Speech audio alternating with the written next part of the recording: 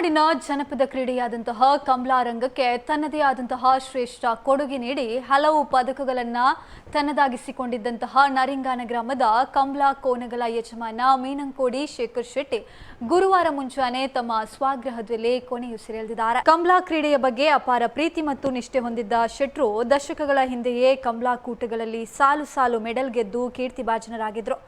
ನರಿಂಗಾನ ಕಮಲಾದೊಂದಿಗೆ ಅವಿನಾಭಾವ ಸಂಬಂಧ ಹೊಂದಿದ್ದ ಇವರು ಪ್ರತಿ ವರ್ಷ ಜುಲೈ ತಿಂಗಳಿನಲ್ಲಿ ನೆರವೇರುವಂತಹ ಕಮಲಾ ಕುದಿ ಮುಹೂರ್ತದಿಂದ ಹಿಡಿದು ಪ್ರತಿಯೊಂದು ಪ್ರಮುಖ ಆಚರಣೆಗಳಲ್ಲೂ ಸಕ್ರಿಯವಾಗಿ ಪಾಲ್ಗೊಂಡು ಕಮಲಾ ಕೆರೆಗೆ ಬೆಂಬಲವಾಗಿ ನಿಲ್ತಾ ಇದ್ರು.